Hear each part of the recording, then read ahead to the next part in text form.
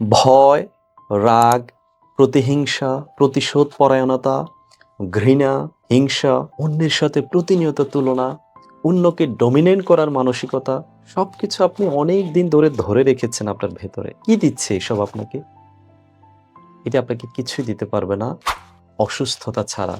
অর্থাৎ আপনি যত বেশি এই ধরনের নেগেটিভ টক্সিসিটিগুলো, নেগেটিভ ইমোশনসগুলো ধরে রাখবেন, এই সব কিছু আপনার ভেতর ইমোশনাল স্ট্রেস তৈরি করবে। আর এই ইমোশনাল স্ট্রেস ধীরে ধীরে আপনার সেল, আপনার জিন, আপনার বায়োকেমিস্ট্রি, আপনার বায়োলজি অর্থাৎ আপনার শরীরের প্রত্যেকটি অংশকে ধীরে ধীরে অসুস্থ করতে থাকবে।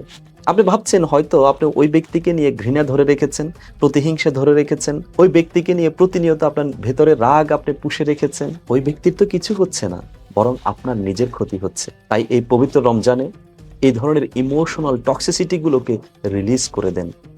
অর্থাৎ এগুলো থেকে নিজেকে ডিটাচ করুন, অ্যাকসেপ্ট করে নেন। যা হয়েছে হয়েছে, অ্যাকসেপ্ট দ্য সিচুয়েশনকে অ্যাকসেপ্ট করে এখন পরবর্তী ধাপে নিজেকে এগিয়ে নেন। আপনি যতক্ষণ পর্যন্ত অ্যাকসেপ্ট করতে পারবেন না, ততক্ষণ পর্যন্ত এই শোক, এই প্রতিহিংসা, এই রাগ, এই ভয়, এই অনিশ্চয়তা আপনাকে তিলে তিলে শেষ করে দিবে। তাই আল্লাহ রাব্বুল আলামিনের যে অনন্য নিয়ামত রমজান আমাদের জন্য এসেছে, এই রমজানে নিজেকে রিলিজ করে নিজের ওয়েলবিংকে ঠিক রাখতে সাহায্য করুন এবং নিজের সুস্থতা, নিজের সুখ এবং নিজের সফলতাকে আরো বেশি সমৃদ্ধ হতে সাহায্য করুন। আল্লাহ হাফেজ।